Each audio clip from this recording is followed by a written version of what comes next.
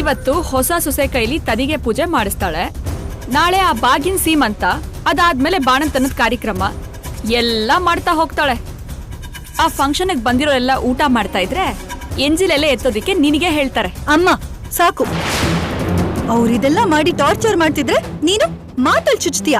ಮತ್ತೇನೆ ಮಾಡ್ಬೇಕು? ಚೆನ್ನಾಗಿರೋ ಲೈಫ್ನ ಮಿತ್ರ ಮಿತ್ರ ಅಂತ ಜಪ ಮಾಡ್ಕೊಂಡು ಯಾವ ಕೆಲ್ಸಕ್ಕೂ ಇಲ್ದೇ ಇರೋ ಹಾಗೆ ಮಾಡ್ಕೊಂಡಿದ್ಯಾ.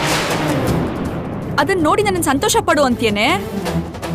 ನೀನ್ ಸಂತೋಷ ಪಡೋ ದಿನಾನ ನಾನ್ ತರ್ತೀನಮ್ಮ. ಅಲ್ಲಿವರೆಗೂ ಸ್ವಲ್ಪ ತಾಳ್ಮೆ ತಗೋ. ಆ ದಿನ ಭವಿಷ್ಯದಲ್ಲಿ ಬರುತ್ತೋ ಇಲ್ವೋ ಈ ತೆದಿಗೆ ಪೂಜೆನಲ್ಲೇ ಗೊತ್ತಾಗುತ್ತೆ. ನೀನಿರ್ಬೇಕಾಗಿದ್ದ ಜಾಗದಲ್ಲಿ ಆ ಭಾಗ್ಯನ್ ಕರ್ಕೊಂಬಂದ್ ಕೂರಿಸ್ದಾಗ್ಲೆ ಆ ಮನೇಲಿ ನಿನ್ಗೇನ್ ವ್ಯಾಲ್ಯೂ ಕೊಡ್ತಾರೆ ಅಂತ ಅರ್ಥ ಆಗ್ಬೇಕಿತ್ತು. ಆ ಮನೇಲಿ ನನಗಿನ್ನೂ ವ್ಯಾಲ್ಯೂ ಇದೆ ಅಂತ ನಿನಗ್ ಗೊತ್ತಾಗ್ಬೇಕು ಅಷ್ಟೇ ತಾನೇ? ಗೊತ್ತಾಗತ್ತೆ. ನಾಳೆ ತದಿಗೆ ಪೂಜೆಗೆ ಮಿತ್ರ ಇರ್ಬೇಕಾಗಿರೋದು ಅಲ್ಲಲ್ಲ, ಇಲ್ಲಿ ಭಾಗ್ಯಂಗೆ ಗಂಡನಾಗಿ ಅಲ್ಲ, ಈ ಮನೀಷಾನ್ ಮದ್ವೆ ಆಗೋ ಮದ್ವೆ ಗಂಡಾಗಿ. ಭಾಗ್ಯ ಜೊತೆ ಮಾಡ್ಬೇಕಾಗಿರೋ ತದಿಗೆ ಪೂಜೆ ಫ್ಲೋಪ್ ಆಗೋ ತರ ಮಾಡ್ತೀನಿ. ಈ ಮನೀಷಾ ಮಾಡೋ ತದಿಗೆ ಪೂಜೆಗೆ ಮಿತ್ರ ಬರೋ ಹಾಗೆ ಮಾಡ್ತೀನಿ. ನೋಡೋಣ ಆ ಮಿತ್ರ ನಿನ್ ಮಾತಿಗೆ ಅದೇನ್ ಬೆಲೆ ಕೊಡ್ತಾನೆ ಅಂತ. ಶೋರ್ ಮಾಮ್.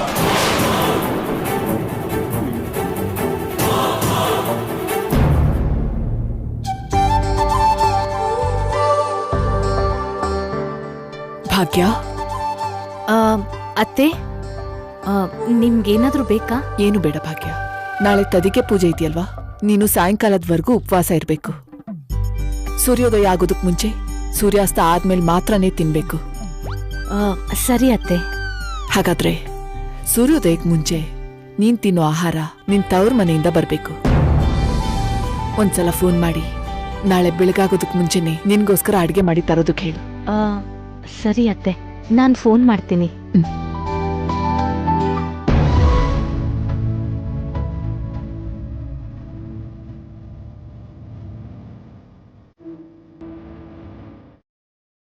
ಭಾಗ್ಯ, ಏನತ್ತೆ?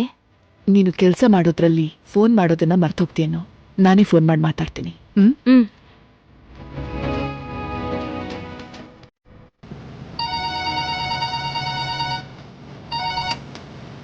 ಹಲೋ, ನಾನು ಅರವಿಂದ ಮಾತಾಡ್ತಾ ಇರೋದು.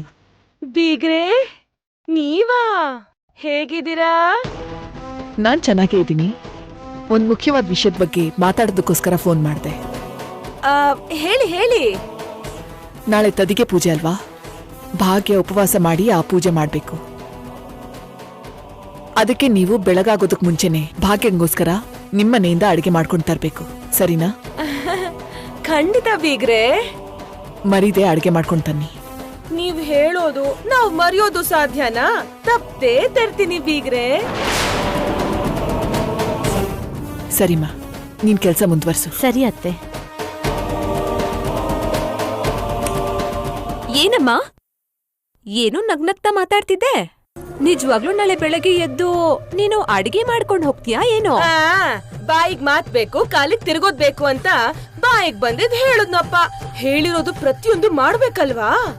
ಅಷ್ಟೇ ಅಲ್ವಾ, ಕೇಳಿದ್ರಲ್ಲ ಅಂತ ಮಾತ್ ಕೊಟ್ಬಿಡ್ತೀಯಾ ಅಂತ ಡೌಟ್ ಬಂತು. ಪೂಜೆ ಮಾಡಿ ಪುಣ್ಯ ಸಂಪಾದನೆ ಮಾಡೋಳು ಆ ಭಾಗ್ಯ. ಮಧ್ಯದಲ್ಲಿ ನಮ್ಗೇನ್ ಸಿಗುತ್ತೆ? ಬರೀ ಬದ್ನೆಕಾಯಿ. ಅದಕ್ಕೆ ಸುಮ್ನೆ ಹೂ ಅಂದಿದ್ದು. ಮಾಡೋ ಟೈಮು ಹೋಗೋ ಪೇಷನ್ಸು ಎರಡೂ ನನ್ಗಿಲ್ಲ. ನೀನ್ ಬಿಡು ಅಮ್ಮ. ಮತ್ತೇನೆ ಕೇಳೋಕೆ ಮರ್ತ್ಬಿಟ್ಟೆ. ಮಿತ್ರ ಜಾತ್ಕನ ಅಡ್ಡ ಇಟ್ಕೊಂಡು ಮತ್ತೆ ಇನ್ನೊಂದ್ ಗಾಳ ಹಾಕನ್ವಾ? ಅವಕಾಶ ಸಿಕ್ಕಿದೆ ಅಂತ ಯಾವಾಗ ಬೇಕೋ ಆಗ ಗಾಳ ಹಾಕ್ಬಾರ್ದೆ. ಸಮಯ ಸಂದರ್ಭ ನೋಡ್ಕೊಂಡ್ ಹಾಕ್ಬೇಕು. ಅರ್ಥ ಆಯ್ತಾ? ಜಾಗ ಬಿಡು.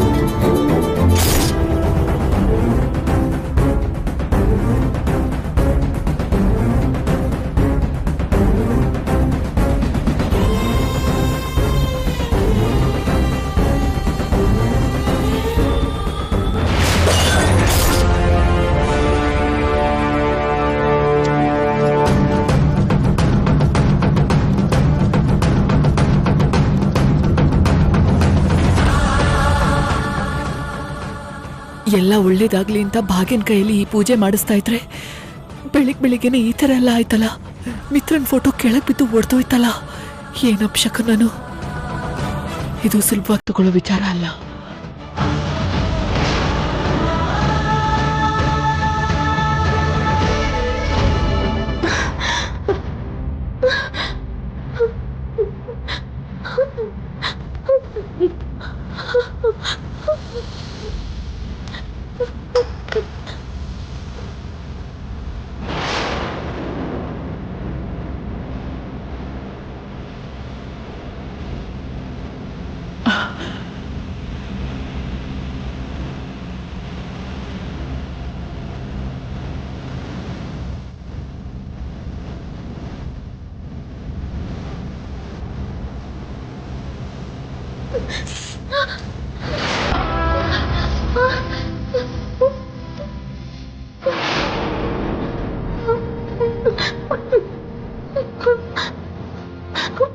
ಭಾಗ್ಯ, ಏನಾಯ್ತು?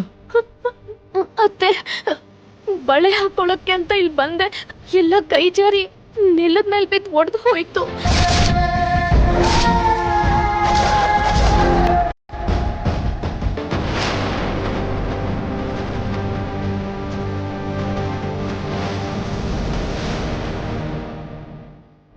ಅದೇಗ್ ಜಾರ್ ಹೋಗತ್ತೆ ಭಾಗ್ಯ? ನೋಡ್ಕೋಬೇಕಲ್ವಾ? ನಾನು ಹುಷಾರಾಗೆ ತಗೊಳಕ್ ಬಂದೆ ಅತ್ತೆ.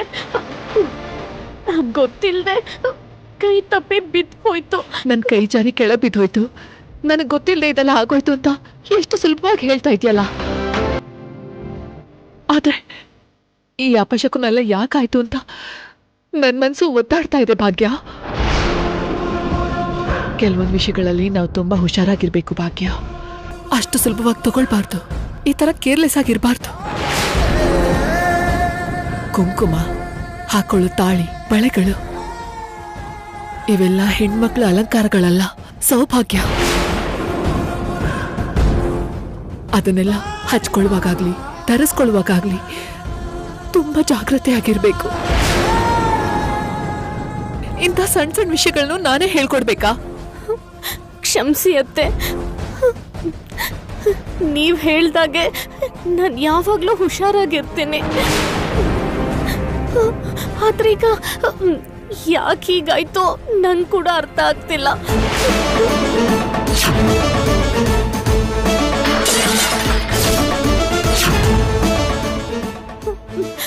ಅತ್ತೆ, ನೀವ್ಯಾಕೆ ಇಷ್ಟು ಗಾಬರಿ ಆಗಿದ್ದೀರಾ? ಏನಾಯ್ತು ಅತ್ತೆ? ನನ್ನ ರೂಮಲ್ಲಿ ಮಿತ್ರನ್ ಫೋಟೋ ಒಡೆದೋಯ್ತು ಅಂತ ಹೇಳಿದ್ರೆ ಭಾಗ್ಯ ಕೂಡ ಹೆದರ್ಕೋತಾಳೆ. ನೆಮ್ಮದಿಯಾಗಿ ಪೂಜೆ ಮಾಡಬೇಕಾಗಿರೋ ಭಾಗ್ಯನ್ ಕೂಡ ಗಾಬರಿ ಮಾಡ್ದಾಗತ್ತೆ. ಅತ್ತೆ, ನಿಮ್ಮನ್ನೇ. ನೀವ್ ಯಾಕೆ ಹೀಗಿದ್ದೀರಾ? ಏನೂ ಇಲ್ಲ ಬಿಡು ಭಾಗ್ಯ. ನೀನ್ ರೆಡಿ ಆಗು. ಬೆಳಗಾಗೋದಕ್ಕೆ ಮುಂಚೆನೆ ನಿನ್ ತವ್ರ ಮನೆಯಿಂದ ಬರೋ ಊಟ ತಿನ್ಬೇಕಲ್ವಾ? ನೀನ್ ಬೇಗ ರೆಡಿಯಾಗಿ ಕೆಳಗ್ ಬಾ. ಸರಿ ಅತ್ತೆ.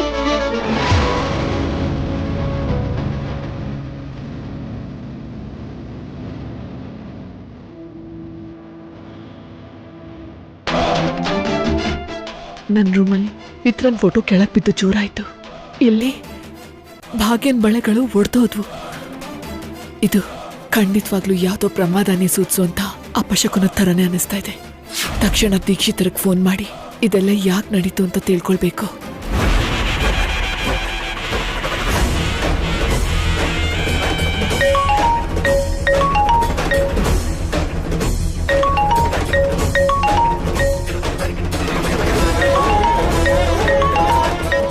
ಅರವಿಂದ ಯಾಕೆ ಇಷ್ಟೊತ್ತಲ್ಲಿ ಕಾಲ್ ಮಾಡ್ತಾ ಇದ್ದಾಳೆ? ಹಲೋ ಅರವಿಂದ. ಸ್ವಾಮಿಗಳೇ, ನಿಮ್ಮ ಹತ್ರ ಒಂದು ಮುಖ್ಯವಾದ ವಿಷಯ ಹೇಳ್ಬೇಕಾಗಿತ್ತು. ಗಾಬರಿ ಆಗ್ಬೇಡಮ್ಮ, ನಿಧಾನವಾಗಿ ಹೇಳು, ಪರವಾಗಿಲ್ಲ. ಅದು ಏನಾಯ್ತು ಅಂದ್ರೆ,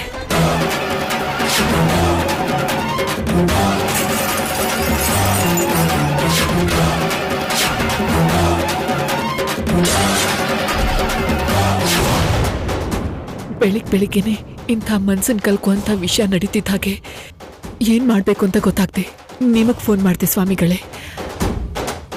ಇದೇನಾದ್ರೂ ಗಂಡಾಂತರಕ್ಕೆ ಬರುವಂತ ಅಪಾಯಕ್ಕೆ ಮುನ್ಸೂಚನೆನಾ? ನನಗೆ ತುಂಬಾ ಭಯ ಆಗ್ತಾ ಇದೆ.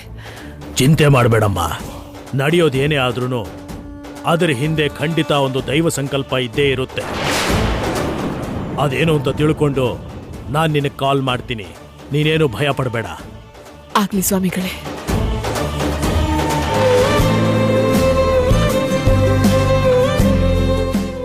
ಒಬ್ರು ಕಾಣ್ತಿಲ್ವಲ್ಲ. ಪೂಜೆ ವಿಷಯ ಮರ್ತು ಎಲ್ರೂ ಹಾಯಾಗಿ ಮಲ್ಗಿದಾರಾ ಏನು? ಅರವಿಂದ, ದೇವಯಾನಿ, ಹನ್ಸಿಕಾ, ಸಂಜನಾ, ಎಲ್ ಹೋಗಿದ್ದೀರಾ? ಎಲ್ರೂ ಹಾಲಿಗೆ ಬನ್ನಿ. ಬೆಳಗಾಗೋದ್ರಲ್ಲೇ ಶುರು ಮಾಡ್ಬೇಕಾದ ಪೂಜೆ ಇದು. ಬೆಳಗಾದ್ಮೇಲೂ ಒಬ್ರಿಗೂ ಕೆಲ್ಸ ಮಾಡ್ಬೇಕನ್ನೋ ಜ್ಞಾನ ಇಲ್ವಾ? ಬಾಗ್ಲು ತೆಗಿಯೋರು ಎಷ್ಟು ಜನ ಬಂದ್ರೆ ಏನ್ ಲಾಭ? ಪೂಜೆ ಮಾಡೋದು ದೀಪ ಹಚ್ಚೋ ಪುರೋಹಿತರು ಬಂದಾಗ ಅನ್ನೋ ಹಾಗೆ ನಾವೆಲ್ಲ ಎಷ್ಟು ರೆಡಿ ಆದ್ರೂ ಏನ್ ಲಾಭ ಆತೆ? ಪೂಜೆ ಮಾಡ್ಬೇಕಾದ್ದು, ಫಲ ಪಡ್ಕೋಬೇಕಾದ್ದು ಭಾಗ್ಯ ಅಲ್ವಾ? ಮೊದ್ಲು ಅವಳೆಲ್ಲಿದಾಳೋ ಅಂತ ನೋಡಿ. ಸಂಜನಾ, ಭಾಗ್ಯ ಎಲ್ಲಿದಾಳೆ ನೋಡಮ್ಮ. ಆಯ್ತು ಅಜ್ಜಿ.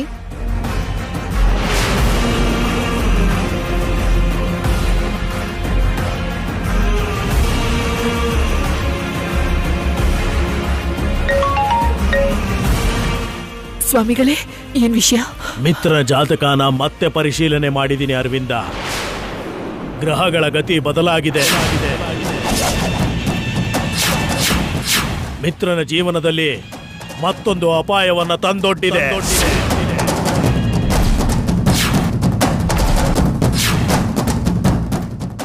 ಏನ್ ಸ್ವಾಮಿಗಳೇ ಅದು? ಸರ್ಪಗಂಡಾಂತರ.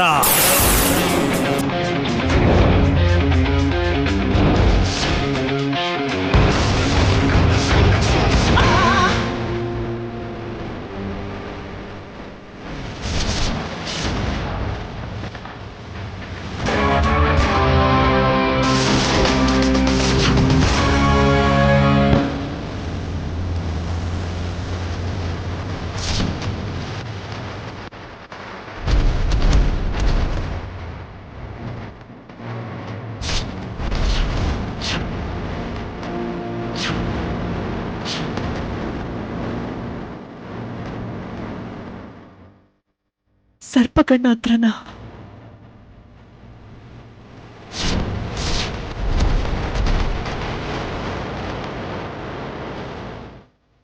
ಇವಾಗ ಅದರಿಂದ ಮಿತ್ರನ್ನ ಕಾಪಾಡೋದು ಹೇಗೆ ಸ್ವಾಮಿಗಳೇ? ನನಗೆ ತುಂಬಾ ಭಯ ಆಗ್ತಾ ಇದೆ. ನೀವೇ ನಮಗ್ ದಾರಿ ತೋರಿಸ್ಬೇಕು. ನೀನು ಗಾಬರಿ ಆಗ್ಬೇಡ ಅರವಿಂದ. ನನ್ನ ಶಿಷ್ಯರ ಕೈಯಲ್ಲಿ ನಿಮ್ಮ ಮನೆಗೊಂದು ಮೂಲಿಕೆಯನ್ನ ಕಳಿಸ್ತೀನಿ. ಅದು ಇವತ್ತು ಇಡೀ ದಿನ ಮಿತ್ರನ ಜೇಬಲ್ಲೇ ಇಟ್ಕೊಂಡಿರೋ ರೀತಿ ನೋಡ್ಕೊಳ್ಳಿ.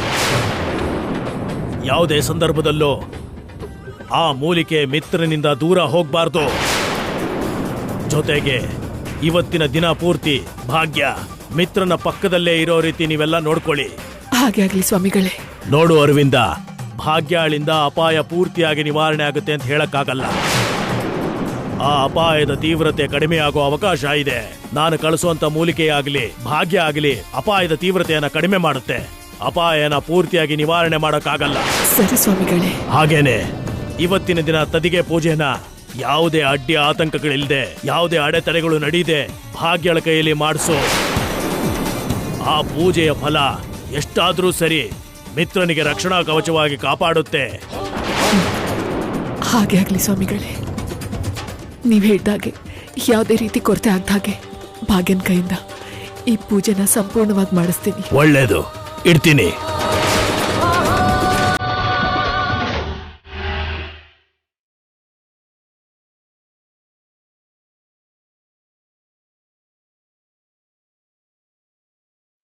ಹೇಳಿ ಅಜ್ಜಿ.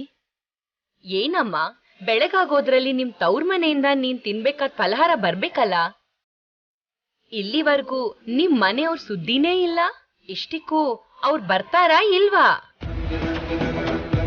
ಇವತ್ತಿನ ದಿನ ತದಿಗೆ ಪೂಜೆನ ಯಾವುದೇ ಅಡ್ಡಿ ಆತಂಕಗಳಿಲ್ಲದೆ, ಯಾವುದೇ ಅಡೆತಡೆಗಳು ನಡೀದೆ ಭಾಗ್ಯಳ ಕೈಯಲ್ಲಿ ಮಾಡಿಸು. ಆ ಪೂಜೆಯ ಫಲ ಎಷ್ಟಾದ್ರೂ ಸರಿ ಮಿತ್ರನಿಗೆ ರಕ್ಷಣಾ ಕವಚವಾಗಿ ಕಾಪಾಡುತ್ತೆ.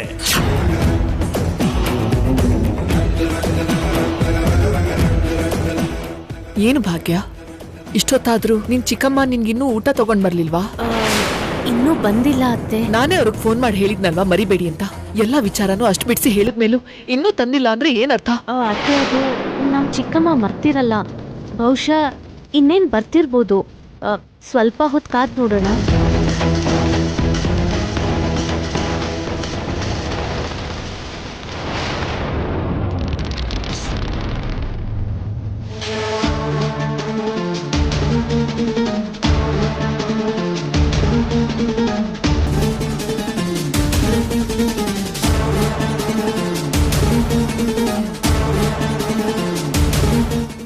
ಅಮ್ಮ, ಏನೇ? ನಾನು ಕೂಡ ಹೀಗೆ ಯೋಗ ಕಲ್ತು ಒಂದು 4 ಆಸನ ಮಾಡಿ ನಾನು ಸ್ಲಿಮ್ ಆಗಿ ಕಾಣಿಸ್ಬೇಕು. ಸ್ಲಿಮ್ ಆಗಿ ಕಾಣಿಸೋಕೆ ದೇಹನ ಹಾಗೆ ತಿರುಗಿಸಿದ್ರೆ ಸಾಕಾಗಲ್ಲ, ಬಾಯಿಗೆ ಬೀಗ ಕೂಡ ಹಾಕ್ಬೇಕು. ಅದು ನಿನ್ನಿಂದ ಎಲ್ಲಾಗತ್ತೆ? ಅಮ್ಮ, ಅಂದ್ರೆ ನಾನು ತುಂಬಾ ತಿಂತಿದ್ದೀನಿ ಅಂತ ಹೇಳ್ತಿದ್ಯಾ? ಇದು ಕೋಪ ಯಾಕೆ? ನಾನೇನಾದ್ರೂ ಸುಳ್ಳು ಹೇಳದ್ನ ಹೇಳು? ನಿಜಾನೇ ಅಲ್ವಾ ಹೇಳಿದ್ದು? ಒಂದ್ಸಲ ತೆಗ್ದ್ ಬಾಯ್ನ ಅಷ್ಟ್ ಸುಲಭವಾಗಿ ಮುಚ್ತೀಯಾ? ನಿದ್ರೆ ಮಾಡ್ದಾಗ ಬಿಟ್ರೆ ಆ ಬಾಯಿ ಎಲ್ ನಿಲ್ಲುತ್ತೆ? ಅಮ್ಮ, ನೀನನ್ನ ತುಂಬಾ ಇನ್ಸಲ್ಟ್ ಮಾಡ್ತಿದ್ಯಾ. ನೀನು ಹೀಗೆಲ್ಲ ನನಗ್ ಮಾತಾಡಿದ್ರೆ ಇವತ್ ಬ್ರೇಕ್ಫಾಸ್ಟ್ ಕೂಡ ಮಾಡಲ್ಲ ನಾನು. ಇಷ್ಟು ತಿಂತಿದ್ಯಲ್ಲಿ ಇನ್ನು ಬ್ರೇಕ್ಫಾಸ್ಟ್ ಯಾಕೆ ಬೇಕು?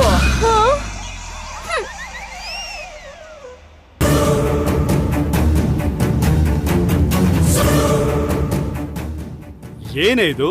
ಬೆಳಿಗ್ಗೆ ಇಬ್ರು ಹಣ್ಣು ಹಂಪಲು ಇಟ್ಕೊಂಡು ಕೂತಿದ್ದೀರಾ? ಬಂದ್ರಲ್ಲ ನಿನ್ನಪ್ಪ. ನಿನ್ ತಿಂಡಿಗ್ ನಾನ್ ದೃಷ್ಟಿ ಮಾಡಿದ್ರೆ ನನ್ ತಿಂಡಿಗ್ ಇವ್ರ ದೃಷ್ಟಿ ಹಾಕ್ತಾರೆ. ನಿಮಗ್ ದೃಷ್ಟಿ ಹಾಕಿದ್ರು ವೇಸ್ಟೇ ಬಿಡು. ಇನ್ನು ಹೀಗೆ ಕೂತಿದ್ದೀರಲ್ಲ. ಕಾಲ್ ನೋವು ಬರೋವರೆಗೂ ಹೀಗೆ ಕೂತಿರ್ತೀವಿ. ಕಾಲ್ ನೋವಾದ್ರೆ ಇನ್ನೊಂದ್ ಆಂಗಲ್ ಅಲ್ಲಿ ಕೂತ್ಕೋತೀವಿ. ನಿಮ್ಗೇನ್ ಕಷ್ಟ? ಅಬ್ಬಾ, ನಾನ್ ಹೇಳ್ತಿರೋದು ನೀವ್ ಯಾವ ಆಂಗಲ್ ಅಲ್ಲಿ ಕೂತ್ಕೊಂಡಿದ್ದೀರಾ ಅಂತಲ್ಲ, ಅಲ್ಲಿ ಭಾಗ್ಯಂಗೆ ಊಟ ಎಷ್ಟೊತ್ತಿಗೆ ತಗೊಂಡ್ ಹೋಗ್ತೀರಾ ಅಂತ. ಯಾಕೆ ಮರ್ತು ಬಿಟ್ರಾ? ಇವತ್ತು ಬೆಳಗಾಗೋದ್ರಲ್ಲಿ ಭಾಗ್ಯಂಗೆ ತವರ್ ಮನೆಯಿಂದ ಊಟ ತಗೊಂಡ್ ಬರ್ಬೇಕು ಅಂತ ಅರವಿಂದ ಮಾಲಿನಿ ಅವ್ರು ಹೇಳಿದ್ರಲ್ವಾ? ಮಾಡೋರು ಹೇಳಿದ್ ಕೇಳೋರು ಇದ್ರೆ ಈ ತರ ಬಾಯಿಗೆ ಬಂದಿದ್ ಕೆಲ್ಸನ ಎಷ್ಟಾದ್ರೂ ಹೇಳ್ತಾರೆ. ನಮ್ಗೆ ನೆನ್ಪಿದೆ, ಆದ್ರೆ ಮರ್ತ್ ಹೋಗಿರೋ ತರ ಇದೀವಿ. ನೀವುನು ಮರ್ತ್ ಹೋಗಿರೋ ಹಾಗೆ ಇರಿ. ಏಯ್, ತಗೊಂಡ್ ಬರ್ತೀವಿ ಅಂತ ಮಾತ್ ಕೊಟ್ಟು ಇವಾಗ ಹೀಗ್ ಮಾಡ್ತೀರಾ? ಅಯ್ಯೋ, ನಮ್ದು ಸತ್ಯ ಹರಿಶ್ಚಂದ್ರನ್ ಕುಟುಂಬ ನೋಡಿ. ಮಾತ್ ಕೊಡೋದಂತೆ, ಮಾತ್ ತಪ್ಪಿದ ಹಾಗಾದ್ರೆ ಮೈ ಮೇಲ್ ಬೀಳೋದಂತೆ. ಅದಲ್ಲ ಅನಸೂಯ. ನೋಡ್ರಿ, ಈ ಟೈಮಲ್ಲಿ ಊಟ ತಗೊಂಡ್ ಹೋಗೋ ಉತ್ಸಾಹ ಆಸೆ ಎರಡೂ ನಮ್ಗಿಲ್ಲ. ಹೋಗಿ ಅಂತ ನೀವ್ ನಮ್ಮನ್ನ ಎಷ್ಟು ಕೇಳಿದ್ರು ಪ್ರಯೋಜನನೂ ಇಲ್ಲ. ಹೋಗಿ ಬೆಳಗಾಗೋ ತನಕ ಮುಸ್ಕ ಹಾಕೊಂಡ್ ಮಲ್ಕೊಳ್ಳಿ.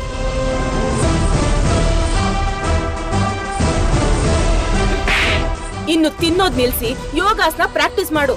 ಛೇ, ಇವ್ರಿಗೆ ಎಷ್ಟು ಹೇಳಿದ್ರು ವೇಸ್ಟೇ. ಹೌದು, ಜಾಹ್ನವಿ ನಾನೇ ಇದಾರಲ್ಲ. ಅಮ್ಮ ಜಾಹ್ನವಿ, ಇಷ್ಟು ಬೆಳಗ್ಗೆ ಜಾಹ್ನವಿ ನಾನಿ ಎಲ್ಲಿಗೆ ಹೋದ್ರು?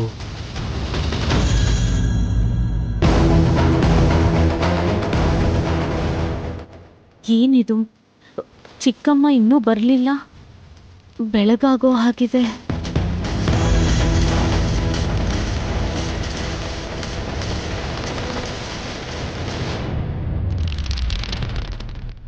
ಭಾಗ್ಯ, ನಿಮ್ಮನೆಯವ್ರು ಇನ್ನೂ ಬರ್ಲಿಲ್ಲ. ಈ ತರ ತಡ ಆದ್ರೆ ಪೂಜೆ ನಾವ್ ಅನ್ಕೊಂಡ್ ಹಾಗೆ ನಡೆಯಲ್ಲ. ಒಂದ್ಸಲ ಅವ್ರಿಗೆ ಫೋನ್ ಮಾಡಿ ಕೇಳು, ಅವ್ರಿಗದ್ ನೆನ್ಪಿದ್ಯೋ ಇಲ್ವೋ? ಹಾಗೆಲ್ಲ ಏನಾಗಿರಲ್ಲ ಅತ್ತೆ. ನಾನ್ ರಾತ್ರಿ ಮತ್ತೆ ನೆನ್ಪಿಸಿದ್ದೆ. ಚಿಕ್ಕಮ್ಮ ಕೂಡ ತಪ್ಪದೆ ತರ್ತೀನಿ ಅಂತ ಅಂದಿದ್ರು.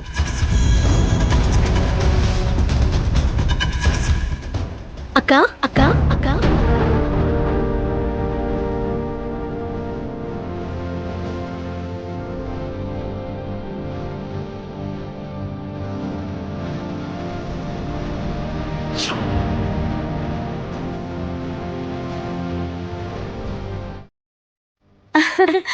ಜಾನು, ನಾನಿ, ನೀವಿಬ್ರು ನಿಂಗೆ ತವ್ರ ಮನೆಯಿಂದ ಊಟನ ತಗೊಂಬರ್ಬೇಕಿತ್ತಲ್ವಾ ಅಕ್ಕ? ಅದಕ್ಕೆ ತಗೊಂಬಂದೆ. ಮತ್ತೆ ಚಿಕ್ಕಿ ಯಾಕೆ ಬರಲಿಲ್ಲ? ಚಿಕ್ಕಿ ಅಡುಗೆ ಮಾಡಿ ಸುಸ್ತಾಗ್ಬಿಟ್ಟಿದ್ರು. ಈ ಟೈಮಲ್ಲಿ ಅವ್ರಿಗೆ ಡಿಸ್ಟರ್ಬ್ ಮಾಡೋದು ಯಾಕೆ ಅಂತ ನಾವೇ ಬಂದ್ಬಿಟ್ವಿ. ಸರಿ ಬಿಡು ಭಾಗ್ಯ, ಯಾರು ತಂದ್ಕೊಟ್ರೆ ಏನಂತೆ? ನಿನ್ ತವ್ರ ಮನೆಯಿಂದ ಬರ್ಬೇಕು. ಅವಳು ತಂದ್ಕೊಟ್ಟಿದ್ದಾಳೆ, ಬೇಗ ಹೋಗಿ ತಿನ್ನು. ಸರಿ ಅತ್ತೆ. ಬಾ ಜಾನು, ಬಾ ಬಾ ನಾಣಿ.